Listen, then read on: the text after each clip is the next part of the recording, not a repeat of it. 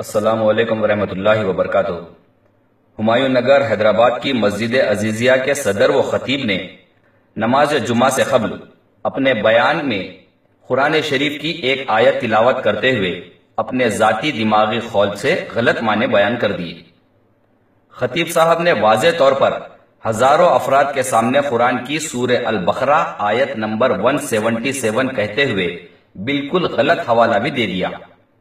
جس آیت کو خطیب صاحب نے تلاوت کیا ہے اس میں اللہ سبحانہ و تعالیٰ کی مخاطبت رسول اکرم صلی اللہ علیہ وسلم سے ہے، اور اللہ سبحانہ و تعالیٰ کافروں کے ضمن میں فرماتے ہیں کہ انہیں راہ پر لانا آپ کے ذمے نہیں ہے، لیکن اللہ سبحانہ و تعالیٰ جسے چاہتے ہیں راہ پر لاتے ہیں۔ خطیب صاحب نے اس آیت کو اپنے ذاتی انداز میں پیش کرتے ہوئے فرمان الہی کے معنی بدل ڈالے۔ خطیب صاحب نے آیت میں لفظ ذمہ داری کو رسول اکرم صلی اللہ علیہ وسلم کو نو پاور کہتے ہوئے، کوئی اختیار نہیں ہے کہتے ہوئے، قرآن کی آیت کی اپنی دماغی فکر سے مختلف تفسیر بیان کیے ہیں، جو امت محمدیہ کے لیے گمراہی اور فرمان الہی کی توہین کے ضمن میں آتا ہے۔ یہی نہیں بلکہ قرآنی آیت کے حوالے سے بالکل مختلف اور اپنی ذاتی تفسیر بتاتے ہوئے خطیب صاحب نے حضرت غوث اعظم عبد القادر جیلانی رحمۃ اللہ علیہ اور حضرت معین الدین چشتی خواجہ غریب نواز رحمۃ اللہ علیہ اور اولیاء اکرام کے متعلق قرآن کی آیت کے نام پر من گھڑت تفسیر پیش کر ڈالی ہے۔ لیس علیک ھداھم ولکن اللہ یہدی من یشاء۔ اے نبی، آپ کے ہاتھ میں ہدایت دینا نہیں ہے۔ You have no power for ہدایت۔ ان کو ہدایت دینا، لیس علیک ھداھم، ان کی ہدایت آپ کے ہاتھ میں نہیں ہے۔ پھر کون؟ ولیکن اللہ یہدی من یشاء، اللہ تعالیٰ جس کو چاہتا ہے ہدایت دے دیتا ہے۔ سورہ بقرہ کی آیت ہے 177، نوٹ کر لو۔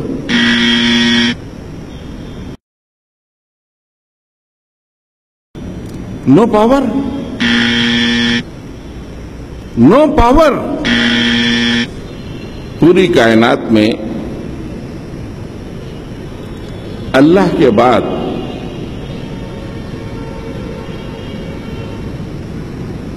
بزرگ ترین ہستی آدم کے بیٹے آخری نبی محمد عربی صلی اللہ علیہ وسلم۔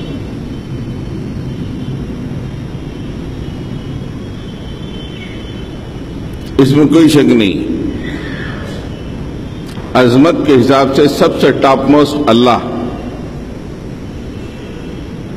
اللہ کے بعد کائنات میں کسی کی عظمت ہو سکتی ہے تو رسول کریم صلی اللہ علیہ وسلم کی عظمت ہو سکتی ہے۔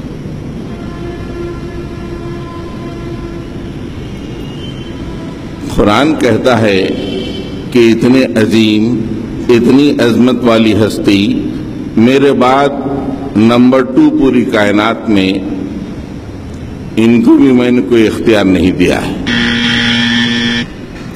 کوئی امیجن کر سکتے ہیں؟ ہم جن سے بولتے ہیں، جن کے بارے میں سنتے ہیں، وہ تو بہت بات کے لوگ ہیں۔ اللہ نے واضح طور پہ قرآن میں کہہ دیا کہ ان کو بھی میں نے کوئی اختیار نہیں دیا ہے۔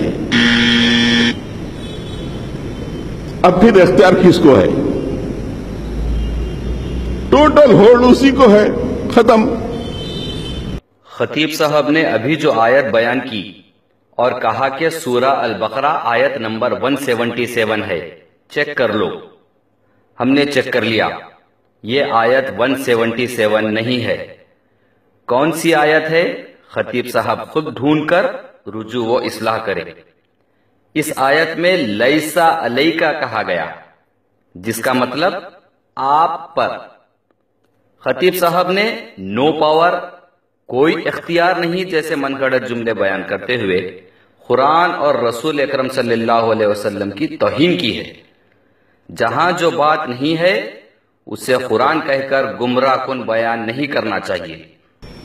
اب آ جائیں گے بڑے بڑے اولیاء،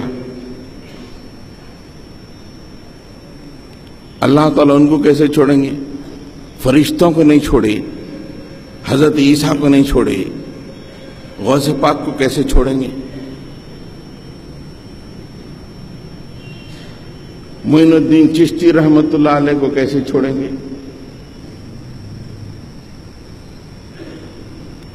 ان کو پکڑ لیں گے۔ سورہ فرقان میں اللہ تعالیٰ ارشاد فرماتے ہیں وَيَوْمَ يَحْشُرُهُمْ وَمَا يَعْبُدُونَ مِن دُونِ اللَّهِ، ہم تمام کو جمع کریں گے اور ان کو بھی جمع کریں گے جو اللہ کو چھوڑ کر پوجے جاتے تھے، اللہ کے علاوہ پوجے جاتے تھے، جن کی نیازیں ہوتی تھیں، جن سے دعائیں مانگے جاتے تھے، نفع و نقصان کا مالک جنہیں بتایا جاتا تھا، کاروبار ان سے منسلک کیے جاتے تھے، ان کے ناموں پہ چندے دیے جاتے تھے، ان کے ناموں پہ اگر بتیاں جلائے جاتے تھے، ان کو جمع کریں گے اللہ تعالیٰ۔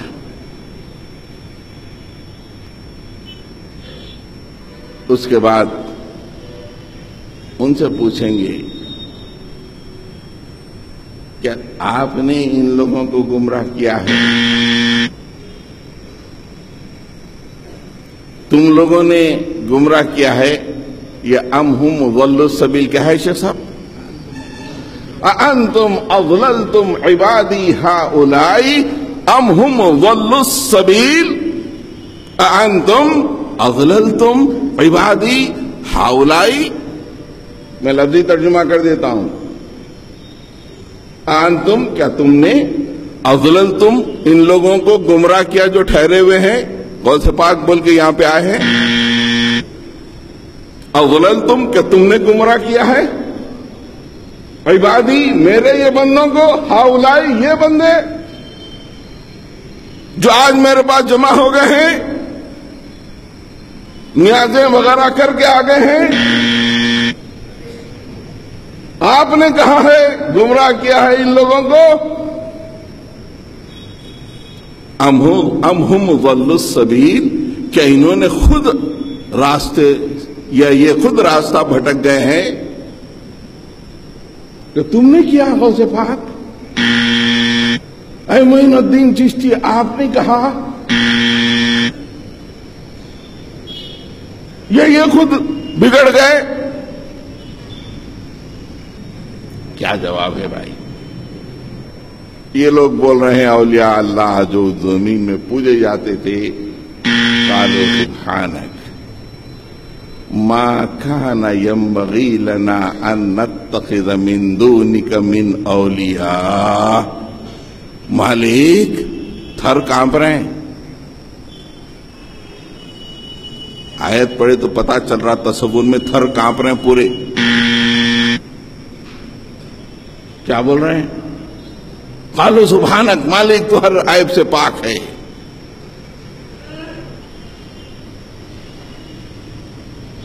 غلطی آپ کی ہے بولے،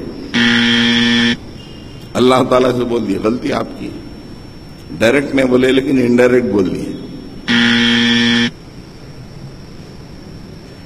وَلَكِن مَتَّعْتَهُمْ وَآبَاءَهُمْ حَتَّى نَسُوا الذِّكْرَ وَكَانُوا قَوْمًا بُورًا۔ مالک آپ ان کو بہت زیادہ مال دے دیے، ضرورت زندگی سے زیادہ دے دیے، وَلَكِن مَتَّعْتَهُمْ وَآبَاءَهُمْ، اور ان کے باپ دادا کو بھی ایکسس مال دے دیے۔ جب مال بڑھ گیا، دنیا پیاری ہو گئی، حتیٰ نسوا الذکر، تیری جو نصیحت تو بھیجا تھا وہ بھول گئے مالک، یا ہم جو نصیحت تیرے بارے میں کیے تھے وہ یہ لوگ بھول گئے۔ دونوں معنی ہو سکتے ہیں، تیری جو نصیحت بھوکے پیاسے رکھتا تو نصیحت پکڑ کے رہتے، کیسا مال، کیسے جھنڈے، کیسے جلوس، کیسے خمخمے، بغیر پیسوں کے ہوتے یہ؟ گھر میں اگر ہانڈیاں لیفٹ رائٹ کر رہی ہوتی خالی، کوئی سوچ نہیں سکتا مالک میں پریشان ہوتے تھے مالک آپ دے دیے زیادہ، وَلَٰكِن مَتَّعْتَهُمْ وَآبَاءَهُمْ، بہت زیادہ مال آپ نے ان کو اور ان کے باپ دادا کو دے دیا، باپ دادا کا دیکھ کے ان کو یہ لوگ بھی شروع کر دیے، حتیٰ نسوا الذکر، یہ نصیحت بھول گئے، تیرے انبیاء کے ذریعے سے جو نصیحت آئی تھی وہ بھول گئے۔ وہ منظر تازہ کرو دوستو، میں نے قرآن و حدیث سے ہٹ کے کوئی بات نہیں کہی آپ سے، اور ریفرنسز دے جا کے دیکھو اور غور و فکر کرو، سوچو۔ خطیب صاحب نے اس آیت کا حوالہ نہیں دیا، لیکن ہم بتاتے ہیں انہوں نے سورہ الفرقان آیت نمبر 17 کا مطالعہ کیا ہے۔ خطیب صاحب نے اس آیت کا حوالہ لیتے ہوئے حضرت عبد القادر جیلانی رحمۃ اللہ علیہ اور حضرت خواجہ معین الدین چشتی رحمۃ اللہ علیہ کا نام لیتے ہوئے من گھڑت اور اپنی ذاتی تفسیر بیان کر ڈالی، جبکہ یہ آیت کافروں اور مشرکین اور ان کے بنائے گئے معبودوں کے لیے کہی گئی ہے۔ اس طرح سے خطیب صاحب نے اولیاء اللہ کا نام لیتے ہوئے انہیں کافر، مشرک اور ان کے معبود قرار دے دیا، نعوذ باللہ من ذالک۔ سورہ الفرقان کی اس آیت نمبر 17 کو سمجھنے سے پہلے آیت نمبر 1 سے پڑھیں تو معلوم ہوگا کہ یہ آیتیں کافر اور مشرکین کے لیے کہی گئی ہیں۔ آیت نمبر 4 میں یہ بات واضح ہے، وَقَالَ الَّذِينَ كَفَرُوا، یعنی کافر لوگ۔ کیسے کافر؟ اس آیت میں بیان کیا گیا ہے، جو قرآن کو جھٹلاتے ہیں اور اسے پیغمبر کی من گھڑت بات کہے ہیں۔ اسی طرح کنٹینیوشن میں یہ آیت نمبر 17 ہے جو خطیب صاحب نے تلاوت کی، یہ کافروں اور مشرکین کے ضمن میں ہے۔ اس آیت میں کہا گیا ہے کہ اور جس روز اللہ تعالیٰ ان کو یعنی کافروں کو اور جن کو وہ لوگ خدا کے سوا پوجتے تھے ان کو جمع کریں گے، اور پھر ان کے معبودوں سے فرمائیں گے کہ کیا تم نے میرے ان بندوں کو گمراہ کیا تھا یا یہ خود ہی راہ راست سے گمراہ ہو گئے۔ ایسے ہی کنٹینیوشن میں پڑھتے آئیں گے تو آیت نمبر 26 میں بھی واضح طور پر لفظ الل کافرین بیان کیا گیا ہے۔ اس آیت میں بتایا گیا ہے کہ اس روز حقیقی حکومت اللہ کی ہوگی، اور وہ دن الل کافرین، کافرین پر بڑا سخت ہوگا۔ خطیب صاحب نے سورہ الفرقان کی آیت کو بیچ سے اٹھا کر اپنی من گھڑت تفسیر بتا دی ہے، اور حضرت عبد القادر جیلانی رحمۃ اللہ علیہ اور حضرت خواجہ معین الدین چشتی رحمۃ اللہ علیہ سے منسلک کر دیا اور کہا کہ اللہ نے فرما دیا۔ یہ اسی طرح کی حرکت ہے جس طرح پروین توگاڑیا نے قرآن میں سے لفظ جہاد کاؤنٹنگ کرتے ہوئے بتا دیا کہ قرآن میں اتنے مرتبہ جہاد کرو لکھا گیا ہے۔ مساجد کی کمیٹیز، صدر اور خطیبوں سے ہماری ادباً گزارش ہے کہ قرآن اور احادیث میں بنا رد و بدل کیے امت کو تعلیم دے۔